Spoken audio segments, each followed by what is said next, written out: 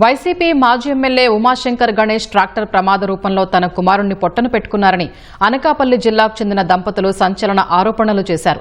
YCP హయాంలో తమ కుమారుణ్ణి ఇసుక ట్రాక్టర్తో ఢీకొట్టించారని ఆరోపిస్తూ వీడియో విడుదల చేశారు.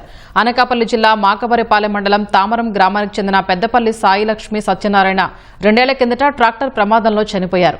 2 ఏళ్లు అవుతున్నా నిందితుల్ని అరెస్టు చేయలేదని మృతుడి తల్లిదండ్రులు ఆవేదన వ్యక్తం చేశారు. ఇప్పటికైనా తమకు న్యాయం చేయాలని విజ్ఞప్తి చేశారు. నా కొడుకు టాటర్ కింద పడిపోయి చనిపోయాడు. ఇప్పుడు 2 సంవత్సరాలకు 3వ సంవత్సరం వచ్చిందండి. కానీ మాకు ఏ న్యాయం జరగలేదు బాబు. వైఎస్ఆర్ ప్రభుత్వంలో జరిగిందండి నా కొడుకు యాక్సిడెంట్.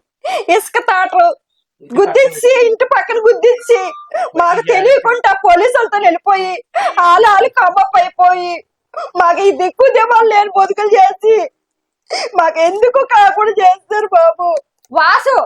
వాసును సర్వం ఇద్దరు తమ్ముడు పెట్లగా చేసు వీళ్ళందరూ కలిసి కావాలని చేశారండి. లేదంటే మీరు పోలీసులు కానీ మీ పెద్ద మనిషి కానీ అయ్యన్ పాత్ర కానీ లోకేష్ బాబు గాని మీరందరూ కానీ విజయబాబు వీళ్ళందరూ నన్ను పూసుకున్నారండి. నా పాపకి 2 లక్షలు ఇచ్చారు లోకేష్ బాబు. విజయబాబు తీసుకెళ్లి లోకేష్ బాబు చేతి 2 లక్షలు ఇప్పించారు.